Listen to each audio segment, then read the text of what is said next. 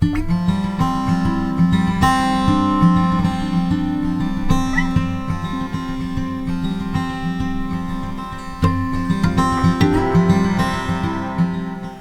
morning, ladies and gentlemen. 네, 외교분 여러분 안녕하십니까? 저는 권태면 전 외교부 대사입니다. 이렇게 이번 세션의 자장을 맡게 되어서 큰 영광입니다. 인천 시장님과 그리고 인천 시민 여러분들께서 인천을 평화의 도시로 만드는 것에 대해 큰 꿈을 가지고 계십니다. 그래서 수년 전에 황해 평화 포럼을 출범을 시키셨습니다. 오늘의 세션은 황해 평화 포럼의 국제 학술 회의의 세션으로 진행되게 되었습니다. 이번 국제 학술 회의의 두 번째 세션의 주제는 접경 지역 국가 간 협력 사례와 인천에 주는 시사점입니다. 세 분의 연사를 모셨습니다. 각각 러시아, 독일, 그리고 마지막으로 베트남의 연사이십니다. 그리고 세 분의 한국의 토론자도 함께 모시고 있습니다. 굉장히 잘 알려진 북한 전문가 그리고 중국 관련 전문가이십니다. 저희가 다 알고 있다시피 2차 세계대전 이후로 5개의 국가가 분단을 경험을 하였습니다. 첫 번째가 중국과 대만으로 분단된 중국이고 그 외에 독일, 한국, 그리고 예멘 4개가 있습니다. 1975년에 베트남이 베트남전 종전으로 인해서 흡수 통일이 되었습니다. 그리고 1990년에 역사적인 사건인 통독이 있었고 그리고 동해의 예멘의 통일도 이루어졌습니다. 지금 남아있는 분단 국가는 2개 국가로서 중국과 대만 그리고 남북한입니다. 그런 의미에서 저희가 접경 지역 국가 간의 협력 사례에 대해서 경험을 한번 공유하고 또 들어보기 위해서 이번 세션을 준비하게 되었습니다. 이런 협력 사례의 교훈을 공유를 하고 또 인천에 주는 시사점을 한번 살펴보도록 하겠습니다. 안타깝게도 오늘의 첫 번째 연사이신 키리아노프 올레그 박사님은 모스크바 국립대학의 소속이신데요. 현재 자가 격리 중이십니다. 코로나 바이러스 검사 후에 자가격리 기간 중에 있으시기 때문에 첫 번째 발표는 15분간 영상을 통해서 듣도록 하겠습니다. 그 이후에 독일과 베트남으로부터 발표를 듣고 바로 이어서 세 분의 토론자들께 토론을 부탁을 드리도록 하겠습니다. 시간이 허락한다면 모든 참석자들과 함께 토론을 진행을 하도록 하겠습니다. 지금부터 12시까지 90분의 시간이 주어졌는데 길지 않은 시간입니다. 자, 여러분 모두 우선 첫 번째 발표인 모스크바 국립대학의 키리아노프 올레그 박사님의 발표를 듣도록 하겠습니다.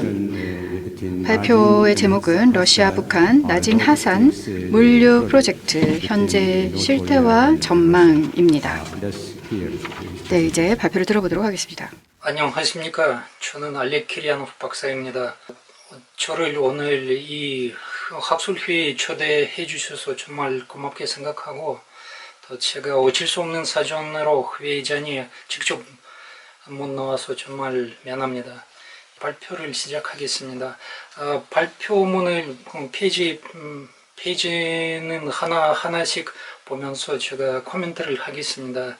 저희 보시다시피 발표 주제는 러시아 북한 나진 하산 물류 프로젝트 형제와 종만입니다. 제가 보기에는 이 프로젝트는 지금 러시아와 북한 경제 면에 있어서 아주 중요한 역할을 하고 있습니다. 뭐 어떻게 보면은 적극적으로 추진 중인 러시아 북한 유일한 프로젝트로 볼 수 있습니다. 그 프로젝트에 대해 얘기하기 전에 일단 러시아와 북한 관계에 대해 제가 종합적으로 평가를 하고 다음에 프로젝트의 분석에 들어가겠습니다. 발표문의 두 번째 페이지를 보시면 러시아 대북한 정책의 주요 과제가 나옵니다. 거기서 뭐 종전 불가 원칙, 한반도에서 군사적 충돌 방지, 북한 내부의 안정, 개혁을 통한 북한 사회와 경제 발전 변화, 북한의 비핵화, 뭐 여러 가지 과제들이 나오는데 제가 보기에는 러시아의 국가로서 제일 중요한 목적은 대북한 정책에 있어서 정전 불가 원칙, 한반도에서 군사적 충돌 방지입니다. 뭐 다른 것도 뭐 경제 혁명 비핵화도 중요한데 근데 그보다는 정쟁 막는 게 제일 중요하다고 러시아가 보고 있습니다. 10번째 페이지를 보시면 러시아 북한 협력 상황에 대해 종합적인 평가가 있는데 뭐 제대로 얘기하면 시간이 훨씬 오래 갖겠지만 여기 아주 간단하게 말씀드리겠습니다. 러시아와 북한 관계는 70년 이상 역사를 가지고 있고 지금은 정치 문화 분야에 있어서 아주 활발한 교류가 이루어지고 있는데 근데 경제 협력에 있어서 경제 협력은 아주 작은 적극적으로 이루어지지 못하고 있습니다. 2019년 기준 양국 교역을 뭐 통계를 보면은 4,700만 무역은 4,700만 달러밖에 불과합니다. 또 거기서 실질적으로 운영 중인 유일한 프로젝트는 바로 나진 하산 프로젝트입니다. 넷째 페이지에는 나진 하산 물류 프로젝트의 간단한 역사가 나오고 있고 원래 소련 시대 때부터 그 지역에서 72년 때부터 소련과 북한이 나진 지역에서 협력을 했었고 근데 소련이 붕괴되고 나서 거기서 양자 협력이 그만뒀는데 2000년에는 푸틴과 김정일이 나진 하산 프로젝트에 대한 기본적인 합의를 했습니다.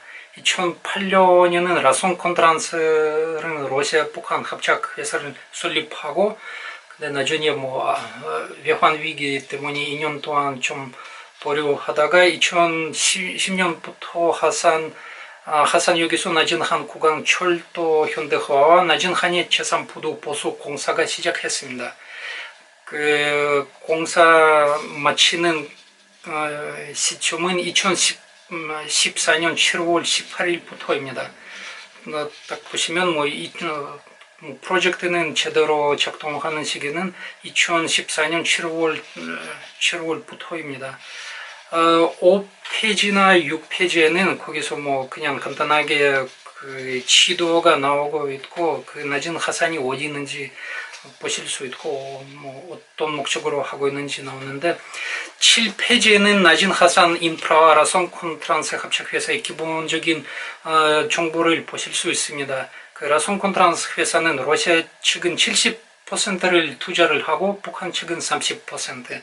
러시아 측 투자는 3억에서 3억 5천만 달러 정도 됐습니다. 하산역에서 나진한 철도 구간은 총 54km이고 거기서 러시아식 궤도와 남북한식 궤도를 동시에 이용하고 있습니다. 나진한의 제3부도는 러시아가 제3부도가 임대하고 있는데 거기서 5만 톤급 선박은 이쪽 하역이 동시에 가능합니다. 제가 나진 하산 프로젝트는 2번 다녀왔는데 2014년하고 작년에 다녀왔습니다. 8페이지는 제가 작년에 찍었던 사진들을 보실 수 있습니다. 8페이지하고 9페이지에 발표문의 10페이지에는 나진 하산 프로젝트와 현재 상황에 대해 간단하게 소개를 하겠습니다. 원래 남북한 3자 사업으로 확대 노력을 했으나 근데 2016년에는 남북한 관계가 많이 악화됐기 때문에 그때부터 완전히 양자 러시아와 북한 사업만으로 운영하고 있습니다. 거기서 러시아산 석탄을 중국과 베트남으로 운송하고 있고 현재까지 그 프로젝트를 통해서 수출한 석탄 규모는 300만 톤 정도 됐습니다.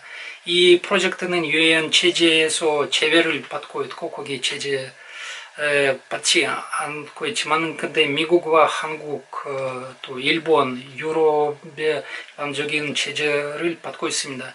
형제 인원 수는 제가 거기서 일하는 분들을 알고 있는데 얼마 전에 물어봤습니다. 바로 지금 그 프로젝트에 사람들이 몇 명 일하고 있느냐고 물어봤는데 형제 인원 수는 러시아 사람들이 40명에서 50명, 북한 사람들이 160명에서 170명 정도 있습니다.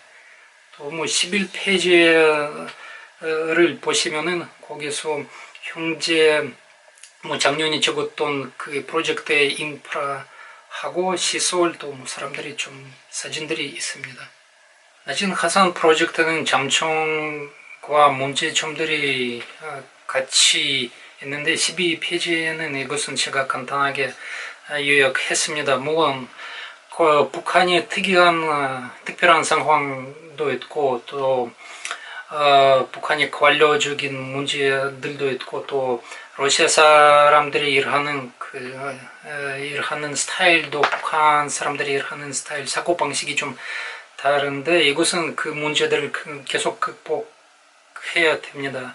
근데 제가 보기에는 그런 문제보다는 장점들이 이 프로젝트에는 훨씬 더 많습니다. 경제적인 분야에서도 있고 이것은 경제적인 분야에는 석탄은 수입하는 측은 석탄은 좀 더 빠르게 좀 더 싼 가격으로 받을 수 있고 또 물류적 부분이 있으면은 러시아 석탄은 이제는 블라디보스토크, 나호tka, 사할린 측부터 보낼 수 있는 것뿐만 아니라 또 하나의 항구가 생기니까 좀 더 빨리 또 싸게 받을 수도 있고 또 그보다는 정치 안보 문제도 굉장히 분야도 굉장히 중요합니다. 이 프로젝트는 제가 보기에는 정치와 안보 그 한반도에서 그 안전을 지키기 위해서 도움이 되는 프로젝트이고, 뭐 예를 들면 남북한과 러시아 같이 거기서 한다면은 여기서 정치와 안보에 도움이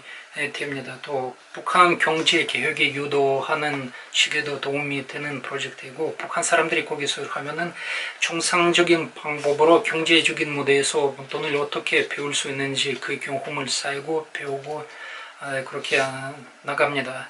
또 13페이지는 미래 발전의 방향에 되게 간단하게 나오는데 거기서 여러 가지 제안이 있을 수 있습니다. 남북 양자 거기서 협력할 수도 있고 남북으로 계속 같이 할 수 있고 남북으로 중국 같이 협력하는 방안도 있습니다.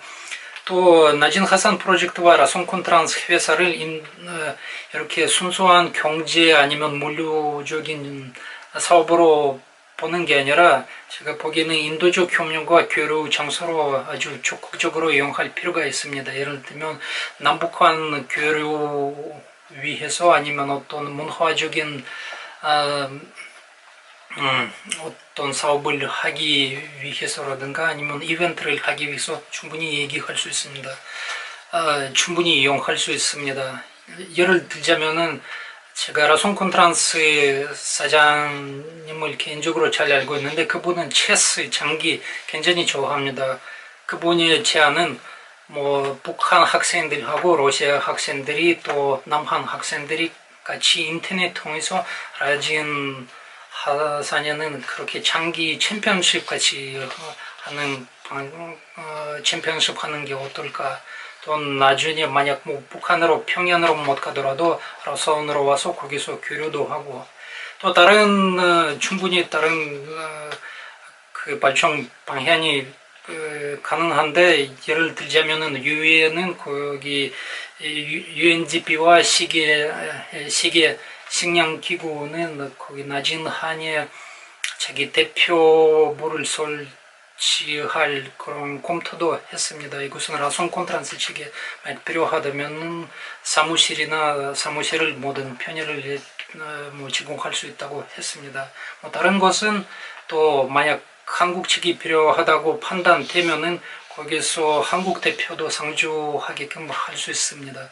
물론 이것은 뭐 한국 정부와 한국 정부와 북한 정부가 먼저 허락을 해줘야 되는 상황인데, 근데 적어도 라선 컨퍼런스 측에는 이것을 꼭 이것을 뭐 오케이 할 것이라고 했습니다. 또 14페이지에는 나진 하산 프로젝트와 한국 역사에 대해, 그 관계 역사에 대해 나오는데, 근데 저보다 또 잘 아시겠지만 제가 아주 간단하게 말씀드리겠습니다. 처음에 특히 2013년과 2014년에는 한국이 거기서 프로젝트에 또 참여하기 위해서 적극적으로 노력했지만, 근데 나중에 남북한 관계가 많이 악화됐기 때문에 거기서 참여 무기한 중단 선언하고 나중에 대북한 체제도 선언했으니까 그때부터 참여하지 않습니다. 근데 2017년에는 문재인 대통령이 당선되고 나서 다시 관심을 보이기 시작했고, 또 2017년 7월에는 송영길 국회의원님과 한국 전문가들이 나선을 다시 방문했습니다. 결국은 나진 하산 프로젝트의 활성화 방향에 대해 제가 간단하게 말씀드리겠습니다. 뭐 크게 제안하는 것은 세 가지 있는데, 뭐 나진 하산 제일 이렇게 실질적으로 지금 실험 해볼 수 있는 것은 나진 하산 3자 협력 프로젝트로 이렇게 바꾸는 게 좋은 게 아닐까, 그런 제안하고 싶습니다. 즉 한국이 거기서 참여를 하고 같이 남북로 같이 협력을 통해서 돈도 벌고 또 신뢰도 쌓이고 또 정치 안보에 이렇게 튼튼하게 만드는 프로젝트가 아닌가, 그런 프로젝트가 될 수 있다고 봅니다. 물론 지금 제일 큰 걸림돌은 한국 정부의 대북한 체제인데, 근데 이것은 이 프로젝트를 위해서 1년 정도라도 이렇게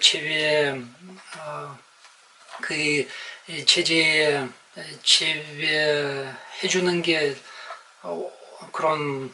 해주는 게 어떨까, 제가 제안하고 싶습니다. 즉 다시 말하자면 한국 정부가 이 프로젝트를 활성화하기 위해서 대북한 체제를 1년 동안 지배시키는 방안이 필요하다고 봅니다. 물론 나중에 북한이 계속 도발을 하면은 다시 그 체제를 다시 도입하면 되는데, 근데 그 프로젝트를 이렇게 실험을 하기 위해서 하는 게 좋지 않을까, 그런 생각이 듭니다. 또 세 번째는 이것은 남북철도 연결이 제일 중요하고 전략적으로 보면은 제일 중요한 사업으로 볼 수 있는데, 이 프로젝트 자체는 제가 그전에도 말씀드렸지만 그 프로젝트 자체는 목적이 있는 게 아니라 원래 남북철도, 시베리아 횡단철도 연결하는 큰 프로젝트의 하나의 부분으로 봤기 때문에 이것은 계속 그 프로젝트를 추진해야 됩니다. 근데 거기서 남북철도 연결이 정말 필요하다고 봅니다. 또 다르게 보면은 또 그 프로젝트, 나진 하산 프로젝트뿐만 아니라 또 한국 참여 문제에 대해 있어서는 그 프로젝트 문제가 뿐만 아니라 다른 대북 프로젝트도 나중에 만약 한국이 통일 생각이 있으면은 이 프로젝트하고 다른 프로젝트들도 미래 통일된 한국에는 이렇게 기여 볼 수도 있고, 어차피 통일이 되면은 그 북한이 지금 옛날 인프라를 현대화할 수밖에 없고, 또 지금부터 시작하면은 조금씩 거기서 투자를 하고 나중에 이것은 한국에도 오는 투자로 볼 수도 있습니다. 또 마지막으로 18페이지와 또 19페이지, 20페이지에는 거기에서 사진을 보시면 지금 제가 5년 전에 다녀왔는데 그 5년 내에는 그 도시가 많이 바뀌었습니다. 많이 현대화 됐었고 뭐 새로운 건물이라든가 도로도 많이 좋아졌고 이것은 그 지역 자체는 굉장히 중요하고 낮은 화산 프로젝트뿐만 아니라 그 지역에 뭐 계속 투자를 하고 또 한국이 진출을 하면은 통일에 결국 도움이 될 거라고 봅니다. 제가 보기에는 만약 북한이 정말 개혁 방향으로 나갈 계획이 있으면은 나진을 통해서 라손 크게 보면은 라손 나진 송봉 통해서 개혁을 시작하지 않을까 그런 생각이 듭니다. 나진이 평양에서 제일 굉장히 멀고 또 만약 거기서 실패하면 다른 내부에는 큰 나쁜 영향을 미치지 않고 그래서 거기는 그렇게 뭐 개혁 실험 장소로 북한이 생각하는 것 같은데 그래서 개방될 수 있는 지역 중에 하나로 볼 수 있습니다. 뭐 지금도 벌써 중국도 러시아도 많이 진출을 했었고 이것은 뭐 일반 보통 북한단이 아니고 또 나중에 한국도 그쪽으로 투자하고 진출을 하면 도움이 통일 한국을 만들기 위해서 굉장히 도움이 많이 될 거라고 봅니다. 여기서 제가 저의 발표를 마치고 잘 들어주셔서 정말 고맙습니다. I thank very much to the Dr. Kiranov 네, for 감사합니다. his excellent 박사님께서 아주 훌륭한 발표를 진행을 해주셨습니다. 한국어로 너무나 훌륭하게 발표를 진행을 해주셨습니다. 이 박사님과 같은 경우에는 문재인 정부에 있어서의 전략에 대해서 말씀을 해주셨는데요. 남북한에 있어서의 협력에 대해서 상당히 많은 노력들이 현재 이루어지고 있습니다. 남북한에 있어서의 협력이라고 하는 것을 통해서 남북한 경제협력 지도를 만들겠다라고 하는 것에 대해서 문재인 정부는 얘기를 하고 있는데요. 거기에 대해서도 잠깐 언급이 됐습니다. 그래서 동서드 경제 벨트라고 하는 것에 대해서 얘기를 하고 있고요. 남북한 경제 벨트에 대해서 얘기를 하고 있는데 적경지대에 가까이 자리하고 있는 인천과 같은 경우에는 큰 역할을 할 수 있지 않을까 생각이 됩니다. 인천과 같은 경우 미래에 남북한이 변화를 일구게 되었을 때 관광이라던가 물류 프로젝트에 있어서 인천이 중요한 역할을 할 수 있을 거라고 생각합니다. 발표를 들으면서 제가 개인적으로 22년 전의 일을 기억을 할 수가 있었습니다. 자, 북한 그리고 UNDP 간에 있어서의 프로젝트가 그때 진행이 됐었습니다. 자, 그때는 관광 프로젝트를 진행을 했던 때였습니다. 동해안선을 따라서 속초에서 나진 그리고 훈춘까지 연결을 하는 것에 대해서 얘기가 됐고요. 그리고 또한 백두산까지 연결하는 것에 대해서 그때 논의를 했던 것을 제가 발표를 드리면서 기억을 했습니다. 정말로 멋진 프로젝트였는데요. 향후 인천이 그런 프로젝트를 할 수 있지 않을까 생각이 됩니다. 이제 독일의 연사를 보시도록 하겠습니다. 한스 자이델 재단의 베른하르트 셀리거 회장님이십니다. 아주 오랜 기간 동안 독일에서 이제 한국으로 오셔서 머물고 계십니다. 지금 한스 자이델 재단을 이끌고 계시는데요. 아주 주요한 고성 지역 프로젝트 그리고 자연 보호 프로젝트 등의 다양한 프로젝트들을 이끌고 계십니다. 발표를 부탁드리겠습니다.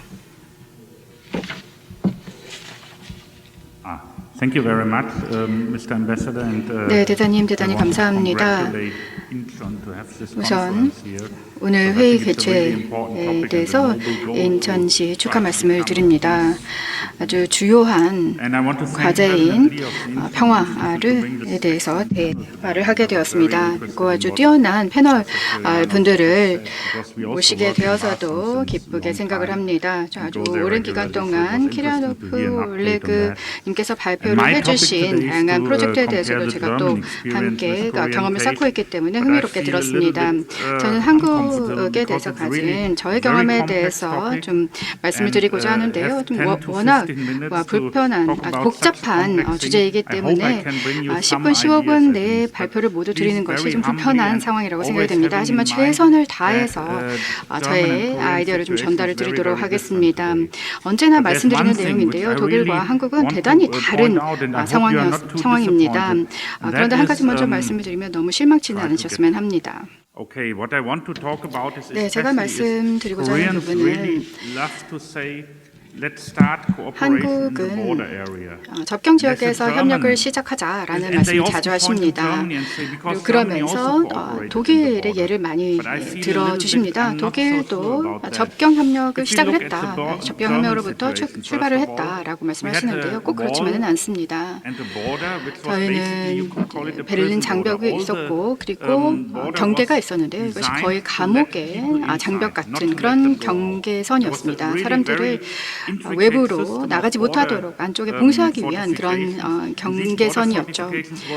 이런 경계선은 외부에서 침입을 막기 위한 강화라기보다는 내부인이 외부로 나가지 못하도록 막기 위한 성격이 강했습니다. 그리고 이것은 동시에 이념적인 경계이기도 했습니다.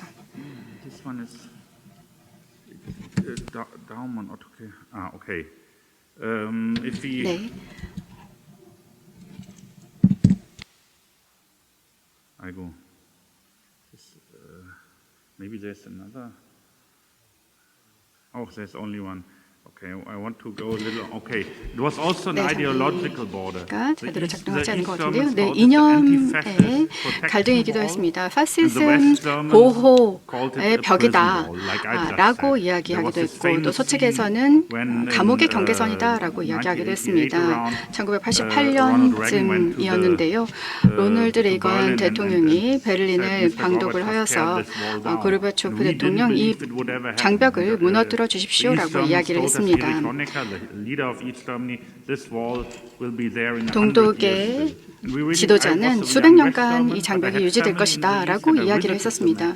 저도 사실 서독과 동독 간의 이산 가족이었습니다. 하지만 30년간 계속해서 방문을 하면서 지냈고 또 오랜 기간 동안 유지가 되었는데 갑자기 어느 순간 이 장벽이 무너졌었죠. 갑작스럽게 무너졌습니다. 네, 한국의 상황으로 다시 돌아보면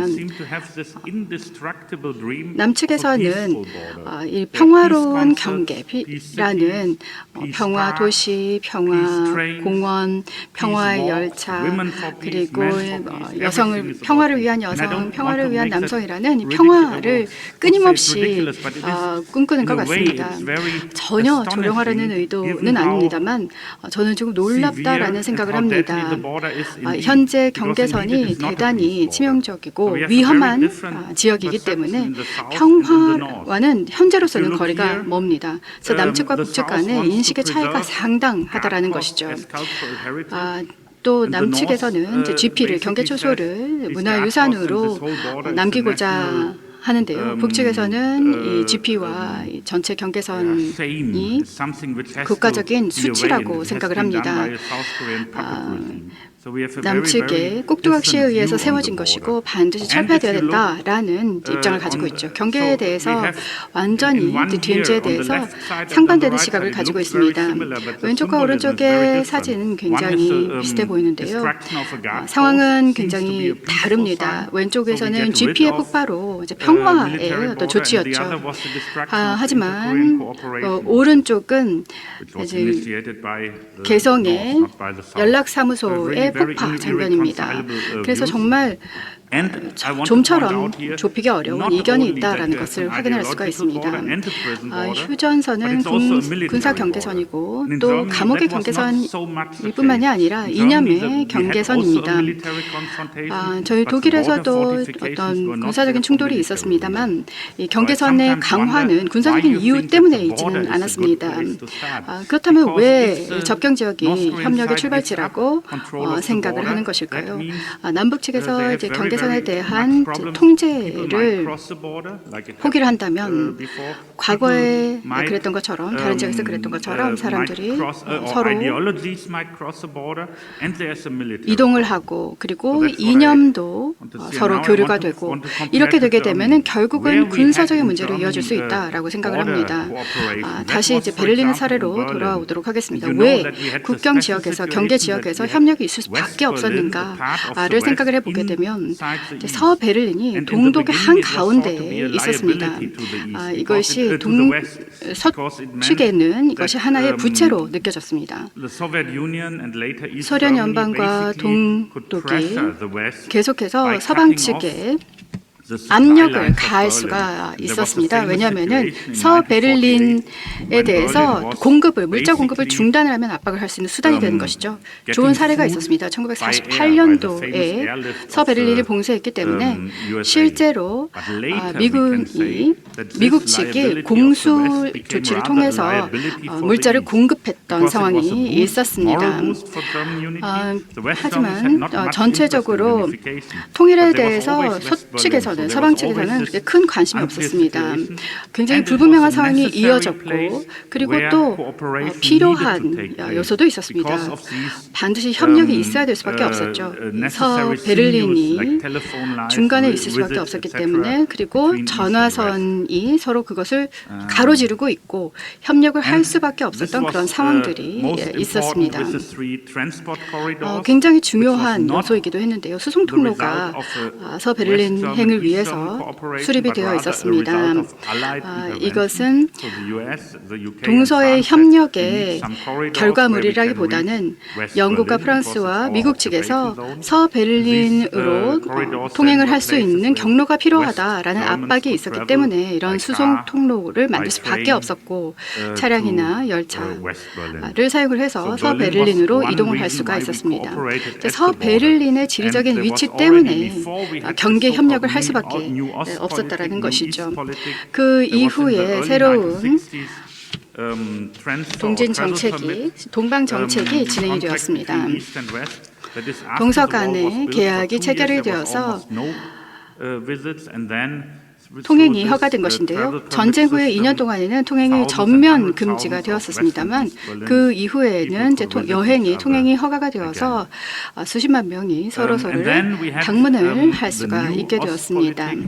그것이 이제 구동방 정책이었다면은 신동방 정책이 시행이 되면서 새로운 협력이 진행이 되었습니다. 보시다시피 많은 협정이 체결이 되어서 동서 간의 기본 협의서, 기본 조약도 있었고요. 이것이 상호 대표부를 개설을 하고 유엔에 동시에 가입하는 그런 조약이기도 했습니다. 그리고 1973년에는 소규모 경계지역 운행이라는 운송조약도 체결이 되었습니다. 그래서 소독인들이 상대적으로는 쉽게 동독으로 이동을 할 수가 있게 되었습니다. 그러니까 노란색 그리고 오렌지색으로 표시된 부분에서 동독 지역이 초록색 지역으로 상당히 쉽게 접근을 할 수가 있겠습니다. 상호의 원칙에 의해서 동독인들도 이동을 할 수가 있어야 했지만 그렇게 되지는 않았습니다. 왜냐하면 동독인이 서독으로 이동을 한 다음에 돌아오지 않는 사례가 워낙 많았기 때문에 그런 상호 호혜적인 그런 조치로 이어지지 않았습니다. 서독인들은 동독 지역으로 쉽게 이동을 했지만 동독 주민들은 서독 쪽으로 쉽게 갈 수는 없었습니다. 하지만 그래도 어느 정도의 교류가 완전히 서로를 차단하지 않고 이루어졌던 사례입니다. 이것도 마찬가지로 완전히 필요에 의해서 자발적인 협력이라기보다는 필요에 의해서 이루어졌던 그런 협력인데요. 독일의 경계위원회가 꾸려져서 활동을 하였습니다. 일부 엘베강 지역에서는 이 경계에 대한 분명한 합의가 없었기 때문에 1973년에서 78년 동안 경계를 서독과 동독 간의 국경선을 새로 바꾼 것은 아니고요. 불분명했던 부분에 대해서 명확화하는 그런 작업을 진행을 하였습니다. 그 당시에 흥미로웠던 것은 이 경계위원회에 대해서는 서로 불신이 팽배를 했습니다. 그래서 각 동독과 서독의 전문가들이 그리고 참여자들이 불신으로부터 서로를 대했다면은 그 활동 후에는 신뢰와 우호로 그 태도가 많이 바뀌었습니다. 그래서 통일이 이루어지고 난 다음에 1990년대에 다시 이분들이 경계위원회에 몸담았던 분들이 그냥 개인적인 이유로 서로 보고 싶어서 개인적인 이유로 만나서 친목을 다졌던 그런 사례도 알려지기도 했습니다. Okay, one more. Okay. Now I want to come to the point which I consider the most important. 네, 제가 가장 중요하다고 생각하는 내용으로 이제 이어서 말씀을 드리도록 하겠습니다. 한국에서 늘 정부 간의 교류에 대해서 이야기를 합니다. 하지만 독일에서 가장 많은 협력이 이루어졌던 것은 민간 차원이었습니다. 물론 그런 민간 차원에서의 협력이 이루어질 수 있었다는 것이 운이 좋기도 했죠. 우편이나 그리고 소포 서비스가 동독과 서독 간에 이루어졌고 그리고 통신도 가능했습니다. 그래서 예를 들어서 제가 동독 쪽에 제 가족이 있다라고 말씀을 드렸는데요. 그 동독 측의 가족 간에 누군가가 돌아가시게 되면은 몇 시간 걸리지만은 그래도 서독 측에 있는 가족에게 연락을 할 수가 있었습니다. 그리고 독일에서 이제 민간 분야에서의 협력 그리고 민간의 자금이 거의 3배 이상으로 정부 측보다 많이 투입됐고 또 소요가 되었습니다. 거의 60억 도이치마르크 정도의 규모였습니다. 그러니까 600억 규모의 도이치마르크 규모가 서로 이동이 되고 교환이 되었다라는 것이죠. 정부 차원에서 이루어졌던 것은 200억 도이치마르크였기 때문에 3배 정도의 교류 규모가 있었습니다. 한국에서는 굉장히 통일부나 그 이외의 외교부나 뭐 여러 가지 부처 측면에서의 협력을 강조를 하는데요. 민간 분야에서의 협력, 북한에 계신 가족에게 소포를 보내고 편지를 보내고 이런 부분에 대해서 허락을 할 수 있으면 더 좋겠다라는 생각이 듭니다. 물론 국가보안법이라는 내용이 있고 저도 공산주의자는 아닙니다만은 민간 분야에서 완전히 이제 정부 주도가 아닌 민간 분야에서 협력이 좀 더 촉발되는 것이 가장 큰 촉매제가 될 수 있다라고 저는 생각을 하고 있습니다. 카탈로그까지도 있었습니다. 서독에서 이 카탈로그를 보고 동독 쪽으로 물건을 주문을 해서 보낼 수 있는 그런 카탈로그였는데요. 이 폭스바겐 자동차까지도 동독에 선물을 할 수가 있었습니다. 굉장히 동독인들이 많이 바라던 그런 선물이었죠. 그래서 서독에서 사서 동독으로 선물을 할 수가 있었습니다. 그리고 또 민간 차원에서 다양한 교회라든지 그 외 시민 단체에서의 연대와 협력이 있었습니다. 교회에서 새로운 건물을 건축하거나 아니면은 사회사업과 관련된 자금을 동독 측으로 조달하고 지원하기도 하였습니다. 한국에서 독일의 그린벨트에 대해서도 많이 연구를 하고 있는 것 같습니다. 통일 후에 그린벨트 모델을 이제 독일에서 실시를 하였는데요. 한반도에서도 적용을 할 수 있는가를 모색하고 계십니다. 한 지역에 예를 보여드립니다.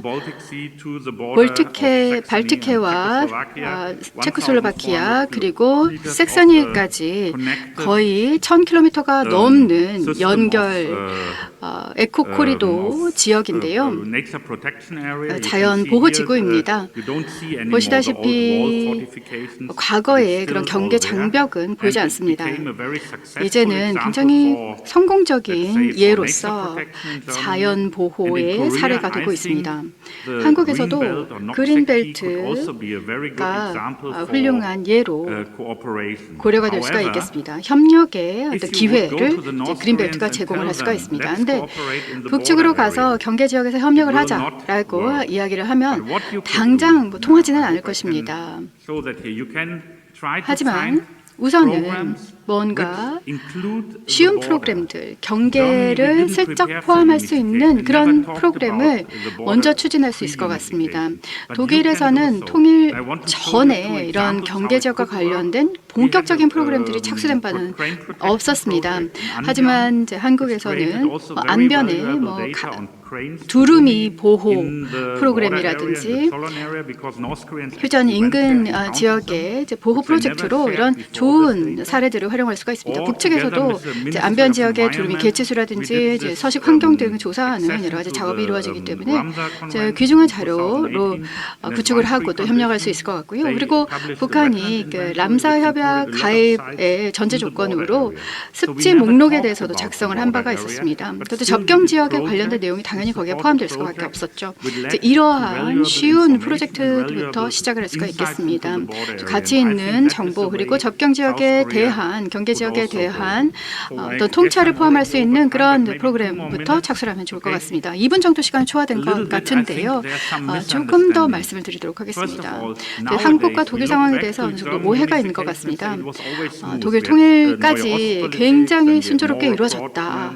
신동방 정책, 헬싱키 프로세스, 그리고 결국에는 통일까지 이루어졌다, 통도까지 이루어졌다라고 생각을 하십니다. 한국에서도 햇빛 정책으로 계속해서 햇빛을 쬐면 그럴 것이다라고 생각을 하십니다. 하지만 독일에서는 아주 뜨거운 논란과 많은 논쟁이 있었습니다. 절대 미끄러웠다라고만 말할 수는 없었습니다. 그리고 독일의 협력은 국경 지역에서 시작되지 않았습니다. 그 경계선에서 시작이 될 수밖에 없는 상황이었고 그 이후 그래서 그 협력이 있었던 것이죠. 근데 구체적으로 경계 지역에서 무조건 의도적으로 시작되지는 않았습니다. 세 번째로는 이제 서독과 동독이 상식에 기반해서 협력했다.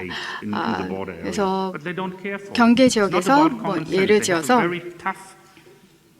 홍수문을 연다든지라고 했을 때 모든 행동들이 상식에 기반하지는 않았다는 것이죠. 자신의 이익부터 먼저 생각할 수밖에 없습니다. 북한에서 가지고 있는 이해는 NLL과 평화협정인데요. 이것을 공짜로 줘서는 안 됩니다. 계속해서 논의를 하고 뭔가 반대급부로 받아낼 수 있는 이상가족 상봉이라든지 그런 반대급부를 얻어내고 내놔야 할 것입니다. 조업권이라든지 이런 것들은 작은 것일 수도 있습니다. 전체 경제 차원에서 남측에 도움이 될 수 있는 뭔가를 얻어내고 북한이 원하는 것을 줘야 할 것 같습니다. 동독이나 서독도 마찬가지입니다.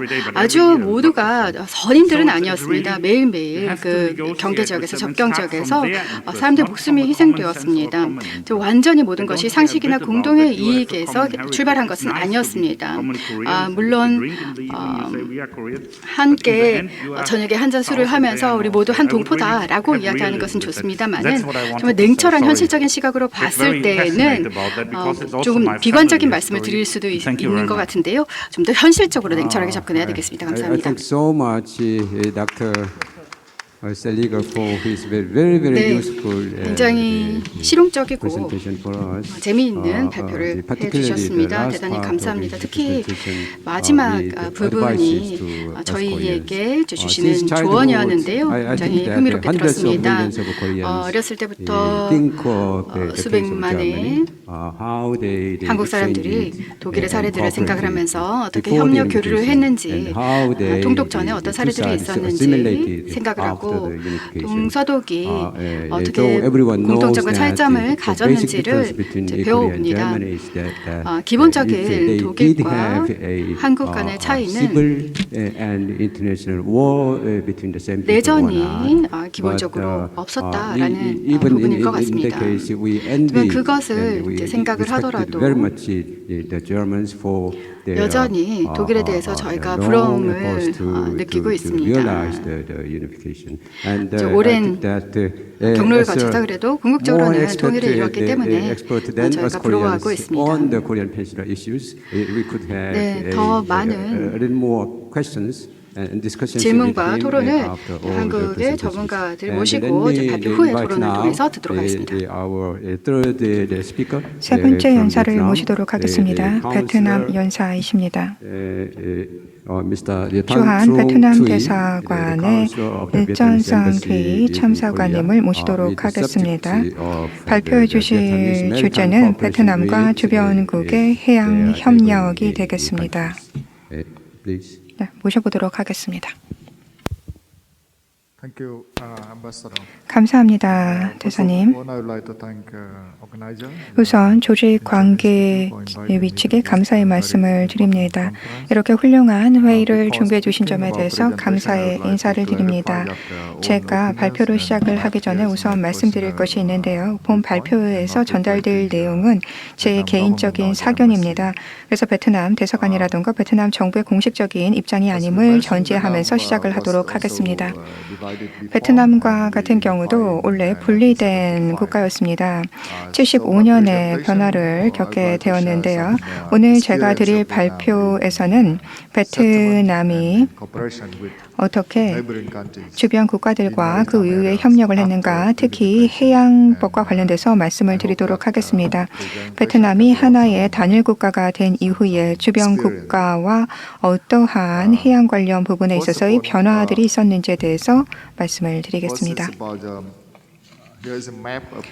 우선 지도를 보실 수가 있겠습니다. 남아시아 지역의 영해가 되겠습니다. 베트남과 같은 경우에는 UN 협약에 가입한 바 있습니다. 82년에 그리고 85년에 순차적으로 가입을 했습니다.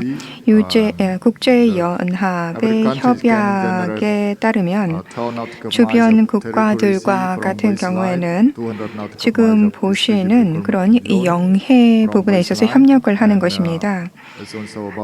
이 함께 해를 접하고 있는 인접국과 같은 경우 특히 2개국 이상이 함께 협력해서 영해와 배타적 경제 수역을 서로 협력하에 이용할 수 있도록 하는 것입니다. 전체적인 해양 지역에 대한 협력 이 되겠습니다. 대륙봉에 있어서의 활용과 관련해서도 함께 협력하고 있습니다.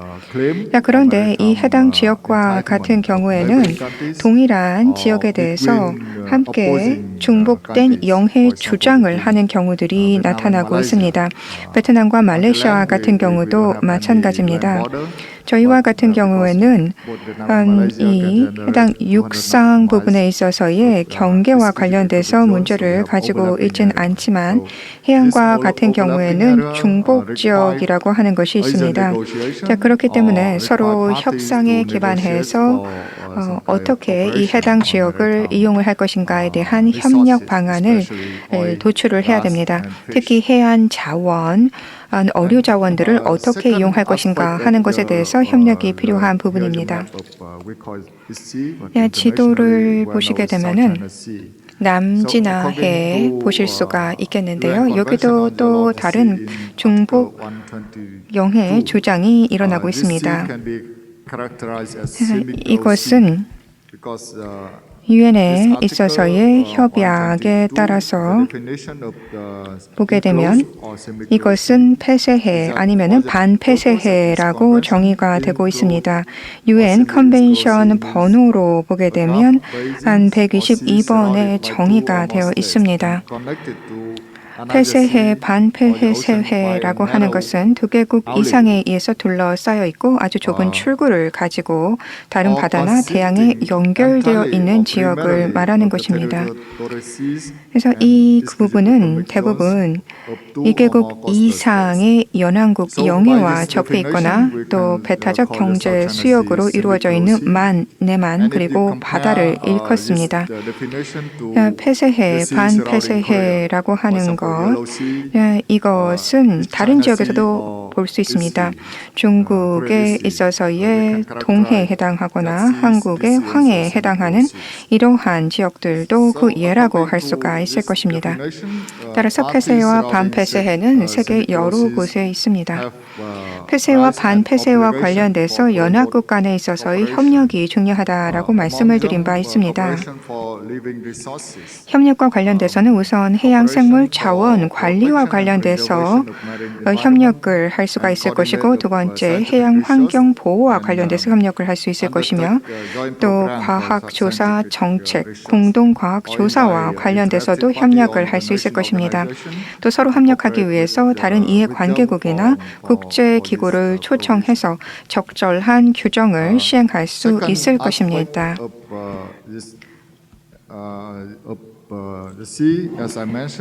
제가 지금 해양법과 관련돼서 말씀을 드리고 있는데 중복 영해 주장이 상당히 많이 나타나고 있다라고 말씀을 드렸습니다. 대륙붕에 대해서 특히 중복된 영해 주장이 있습니다. 유엔 협약에 따르면 74조 사망 그리고 84조 사망에서 해당 내용에 대해서 언급하고 있는데, 관련국은 이해와 상호 협력의 정신으로 실질적인 잠정 약정을 체결할 수 있도록 모든 노력을 다해야 한다라고 되어 있습니다. 그리고 과도적인 기간 동안 최종 합의에 이르는 것을 위태롭게 하거나 방해하지는 아니하여야 한다라고 또한 기술되어 있습니다.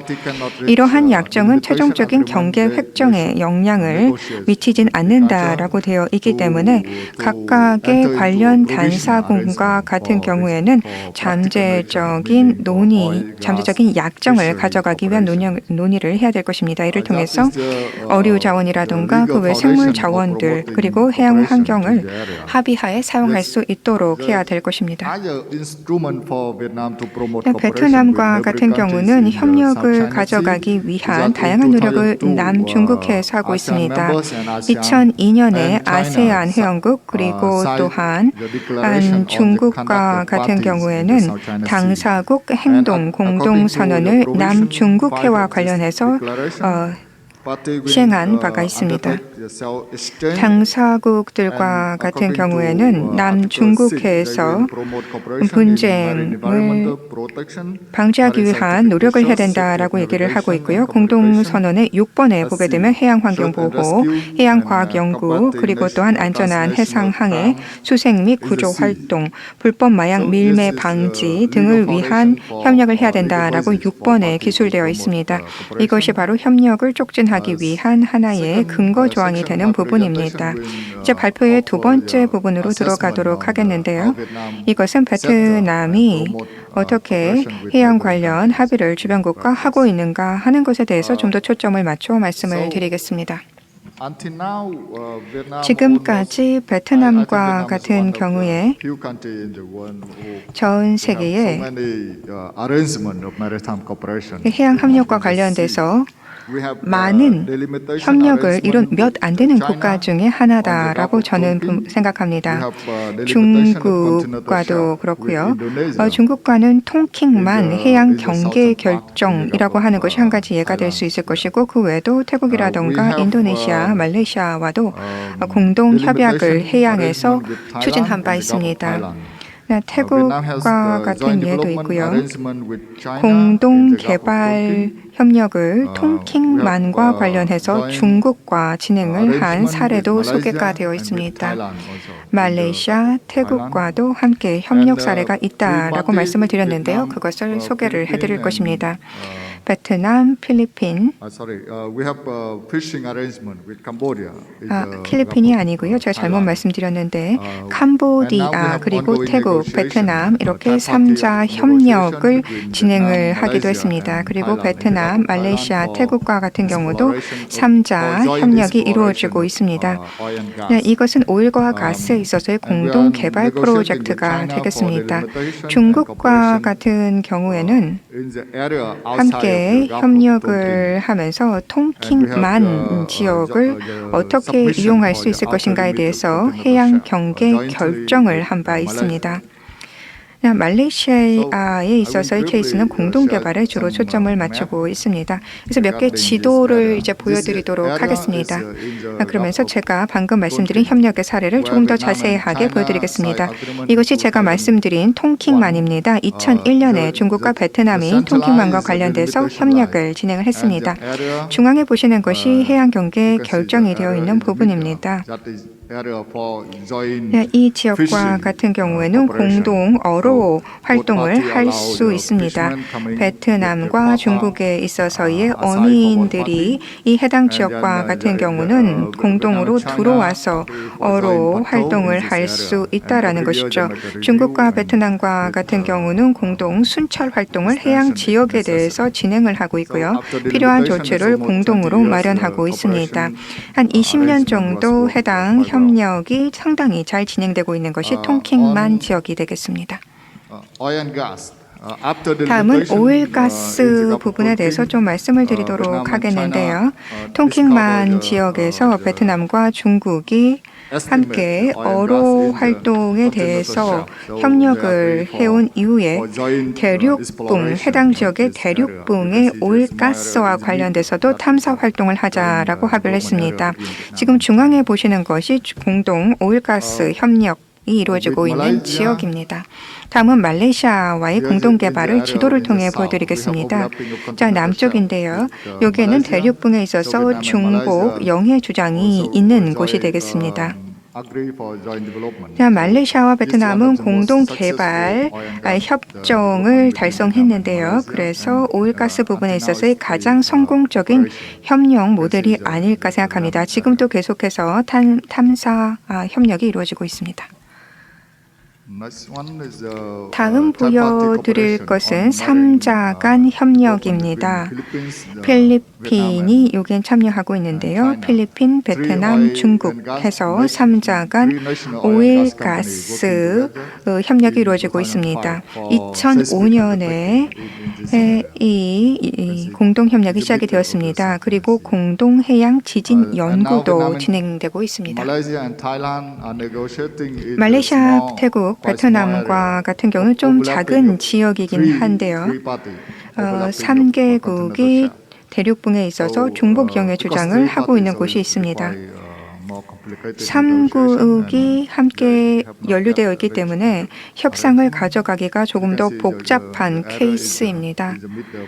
중간 쪽에 보시는 것이 해당 대상 지역입니다. 지도를 하나 더 보여드리도록 하겠는데요. 이것은 베트남과 말레이시아 간에 있어서의 공동 대륙붕 합의가 있었던 것입니다.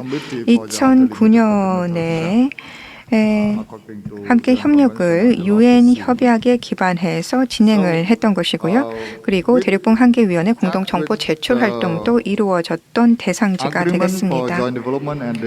공동 개발 그리고 한계 설정과 관련된 부분들이 계속해서 논의가 되고 있습니다. 제 경험에 기반해서 좀 말씀을 드리자면 우선 저희는 국제법을 우선 따릅니다. 특히 국제법이라 한다면 UN 해양협정을 주로 말씀을 드리는 것입니다. 그래서 국제법에 준거해서 이와 관련된 협력을 이끌어 나가고 있습니다. 여러 당사자가 들어갔을 때 협력이 어렵기 때문에요. 이와 같은 국제법에 기반한다라는 것이 첫 번째 제 경험으로 봤을 때 가장 중요한 부분이라고 생각이 됩니다. 한반도 쪽에서도 또한 많은 경험을 가지고 있을 거라고 생각이 되는데요. 협력 그리고 협상을 하는 과정에 있어서 각각 이전 정부에 있어서의 주장이라던가 이런 것들을 어떻게 가져갈 것인가 하는 것들을 결정을 해야 합니다. 말레이시아, 태국, 인도네시아, 캄보디아, 베트남과 같은 경우에는 그 이전부터 주장해온 영해 지역이 있습니다. 그래서 그것들을 어떻게 시간이 지나가고 또한 정부가 바뀌게 되었을 때 그것을 가져갈 것인가 하는 것들에 대한 조정 작업들도 필요합니다. 베트남이 아세안에 가입을 하게 되면서 이 해당 지역에 있어서의 상호 호혜와 그리고 상호 발전을 하기 위한 방향으로 협상을 가져가야 된다라고 하는 방향이 잡히게 되었고요. 그것을 따라가고 있습니다. 또 다른 한 가지 소개드릴 것은 상당히 분쟁이 조금 심한 부분이라고 할 수가 있습니다. 남중국해 지역이 되겠습니다.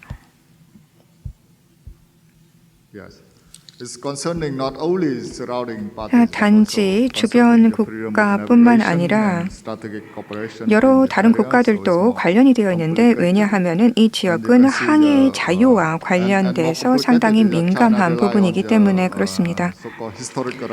중국과 같은 경우는 역사적인 영해를 주장을 하고 있습니다.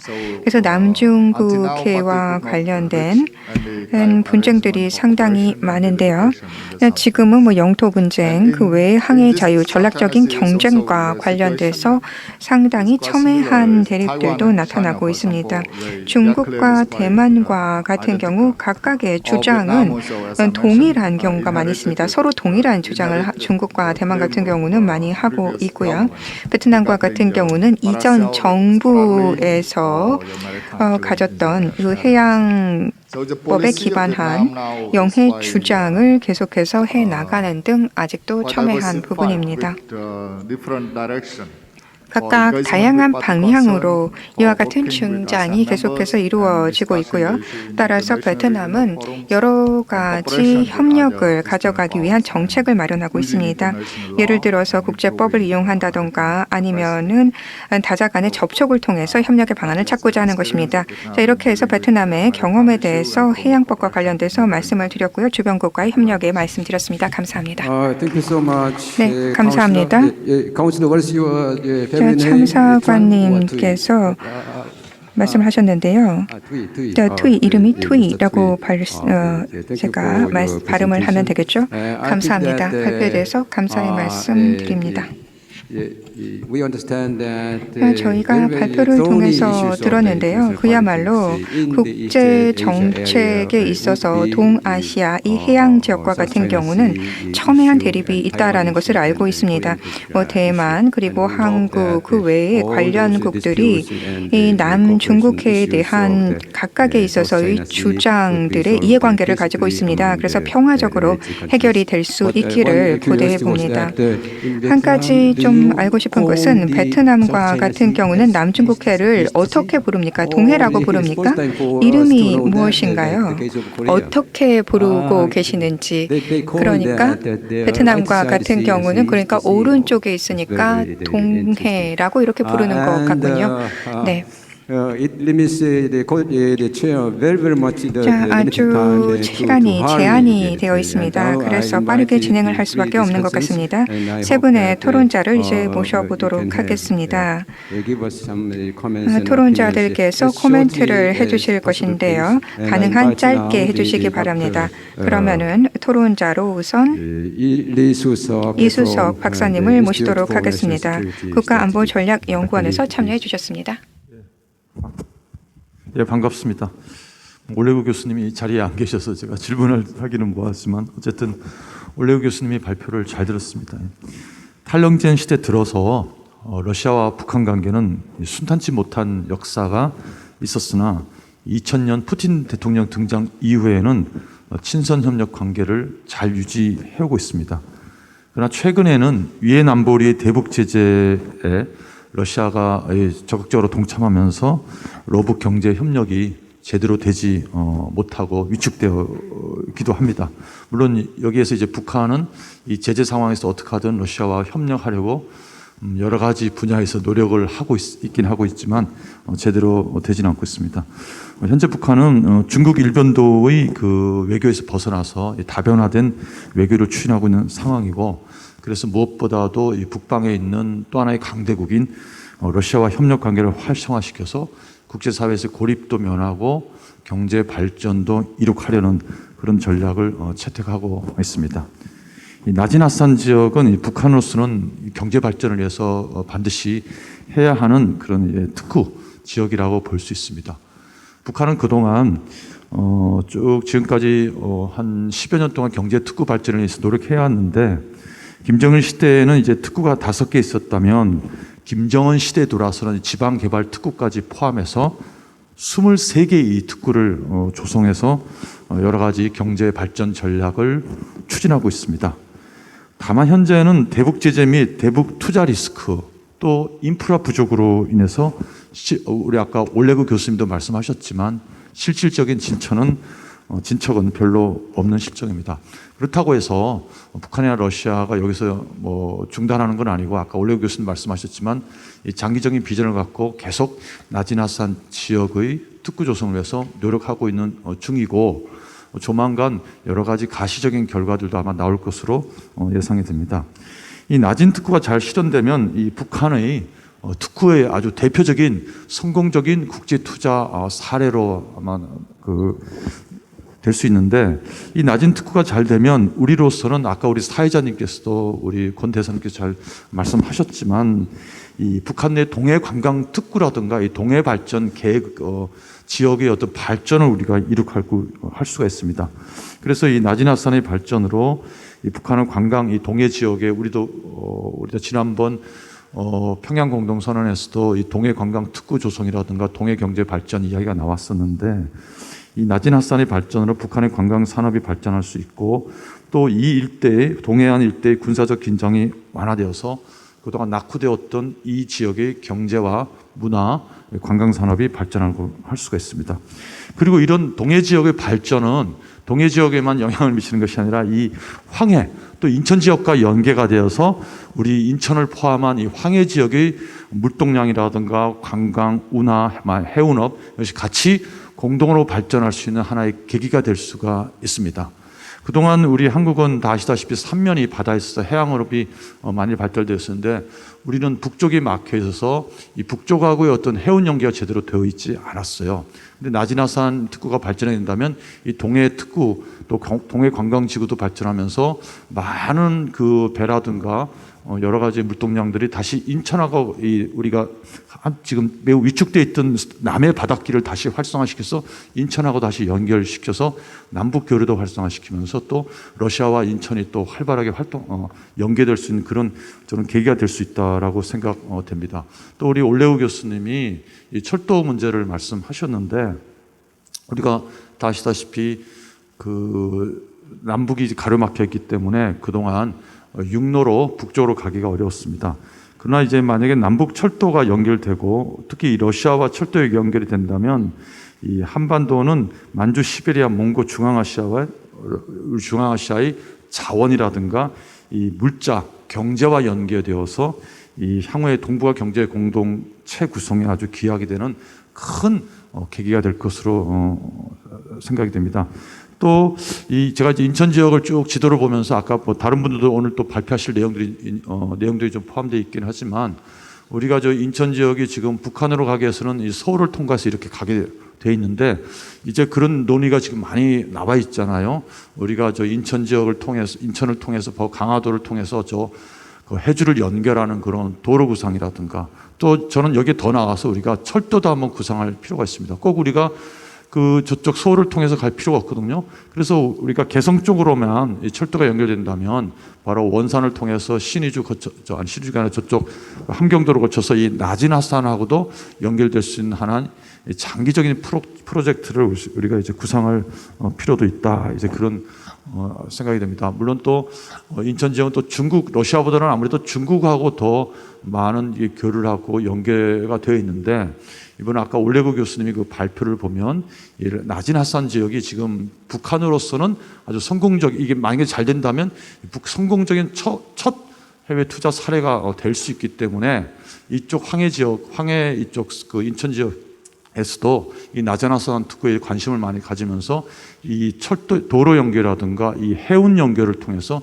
이 나지나산 지역과 밀접하게 연결해서 그쪽에서 이 특구가 조성돼서 앞으로 공단이나 여러 가지 물자가 수송하고 이런 여러 가지 활동할 때 우리 인천 지역도 적극적으로 참여해서 활발하게 우리 그 인천 지역의 경제 활성화 또 우리 이제 관광 자원의 또 활성화 이런 여러 가지를 추구하는 하나의 계기가 될 수 있지 않겠는가 그런 생각을 해보게 됩니다. 예, 이상입니다. Thank you very much, Dr. Lee, for your 감사합니다. 이 박사님께서 코멘트를 해주셨습니다. 자, 앞서서도 얘기가 됐는데요. 자, 저희가 강원도 그리고 경기도 그리고 인천 이곳이 행정구역상으로 북한과 인접하고 있습니다.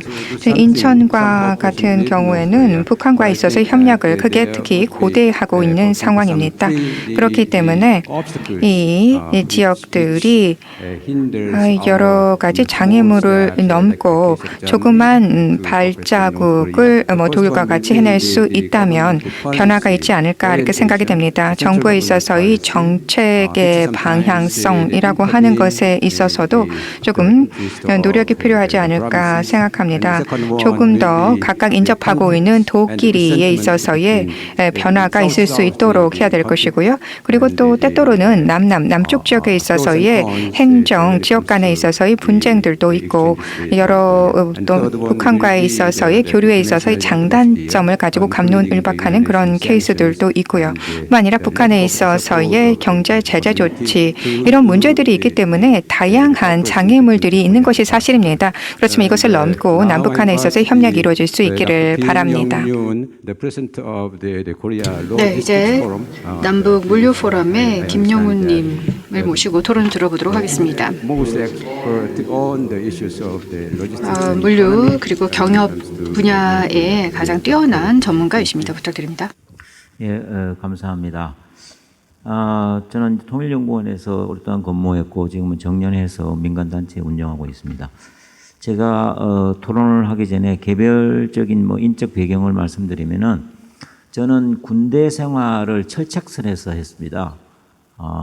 그리고 독일에서 10년 동안 있으면서 몇 번이나 동독 지역을 방문한 경험이 있습니다. 분단 당시에 독일이 분단되었을 때 별 어려움 없이 이렇게 간 것을 보면서 한국 상황하고는 너무나 다르다 하는 것을 제가 많이 느꼈습니다. 젤리거 박사님이 이야기하신 거에 전적으로 많이 동의를 하고요. 마지막에 그 독일 통일에 대한 오해를 말씀을 좀 하셨는데 대부분이 다 제가 수긍합니다.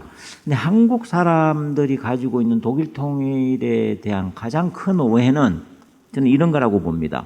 동독이 갑자기 무너졌다. 그래서 서로로 흡수 통일됐다.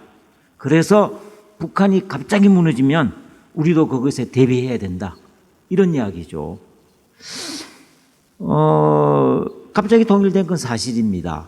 그러나 그것을 동독 주민이 원했다는 거죠. 그러면 어떻게 원할 수 있었던가 하는 배경이 중요하지 않습니까, 여러분? 그거는 접경 지역을 포함해서 많은 교류 협력이 있었고 인적인 교류가 있었기 때문에 가능했다는 거죠. 동독 주민이 서독을 너무나 잘 알았다는 것이죠. 그래서 통일이 될 수 있는 결정적인 상황이 벌어졌을 때 이거는 고르바초프의 동독의 변화를 말하는 거죠. 동유럽의 변화를 말하는 거죠. 그때 동독 사람들은 모두 한결같이 우리는 서독 체제로 통일하겠다. 그래서 잘 살고 싶다. 이렇게 생각을 했던 것입니다. 그래서 그런 점에서 이야기를 우리가 그 오해를 좀 불식시키면 어떨까 하는 그런 생각을 해봤습니다. 젤리거 박사님은 베를린을 언급하셨어요. 베를린이 있었기 때문에 대화했고 협력할 수 있었다. 정말 맞는 이야기죠. 서베를린에 200만이라는 서독 주민이 살고 있고 그 사람들도 똑같은 권리와 의무를 향유하기 위해서는 갈 수 있어야 됩니다. 얼마든지 자유롭게. 그러나 동독 땅을 거쳐야 되기 때문에 문제가 있었죠. 그것을 극복하기 위해서 서독 정부가 엄청나게 노력을 많이 했습니다.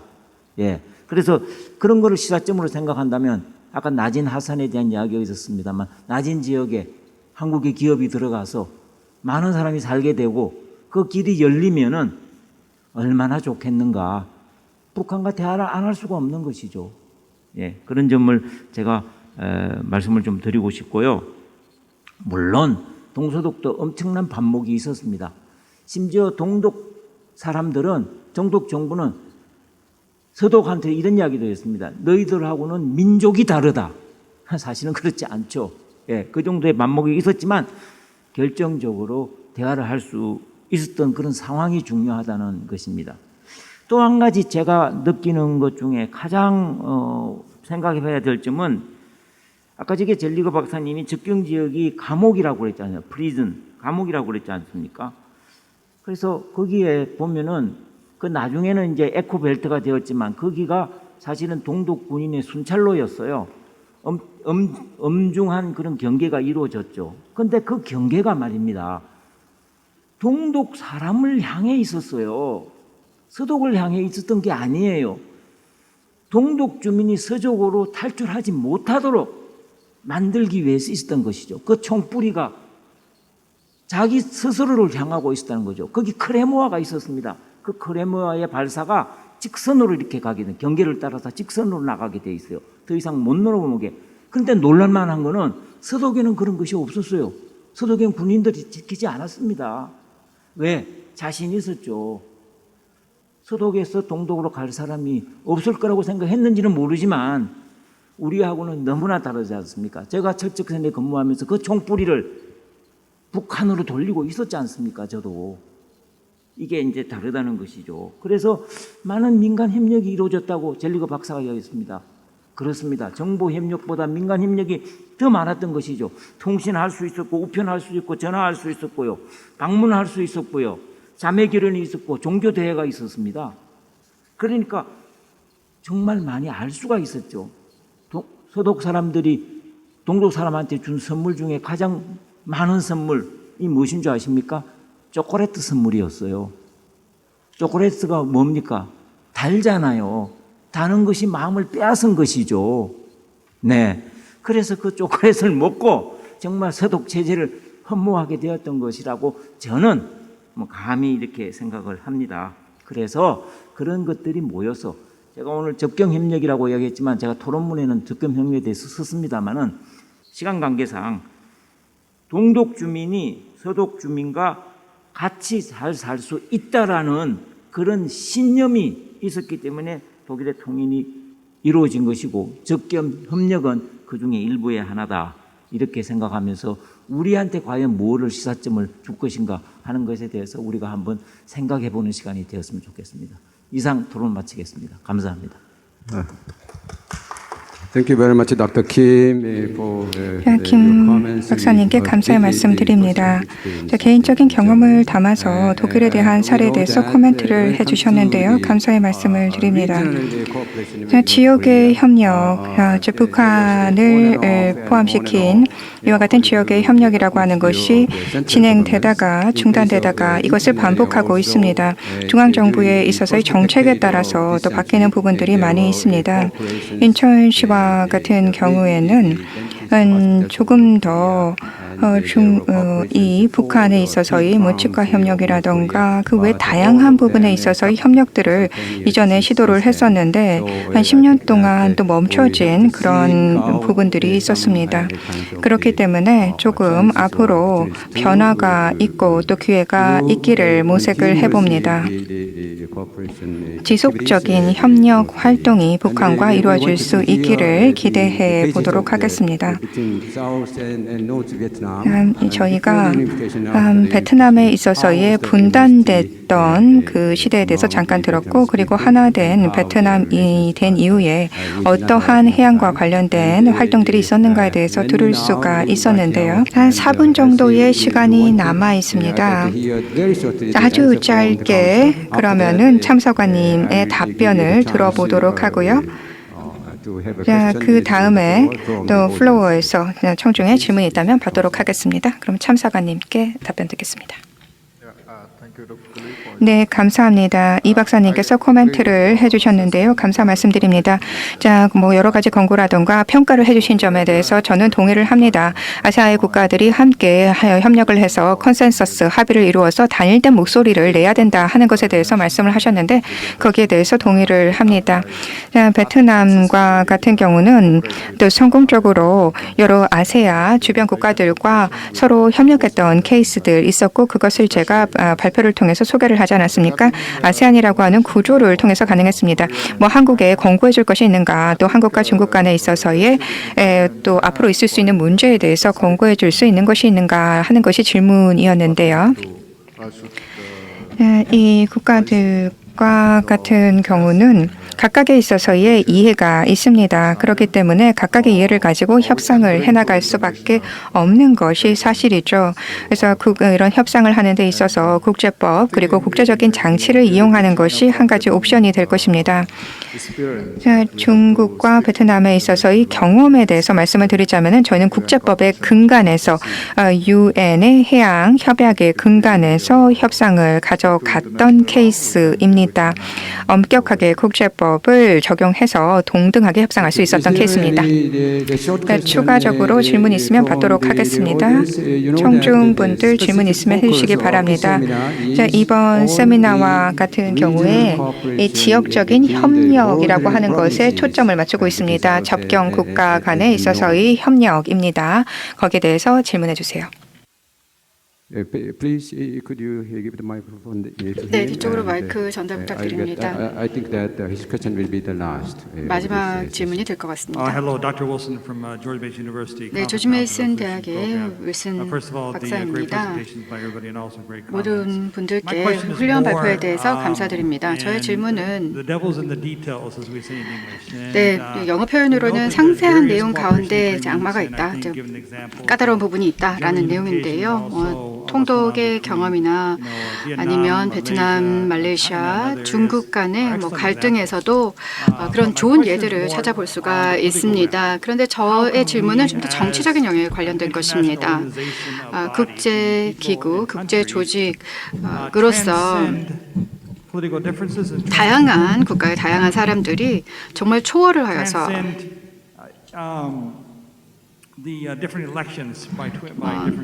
각 국가의 다양한 선거를 어떻게 좀 더 초월을 할 수 있을까라는 질문입니다.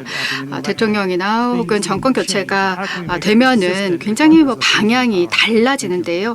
이런 변화를 급작스럽게 만들지 않는 그런 방법이 있을까요? 질문 누구에게 드리는 것일까요?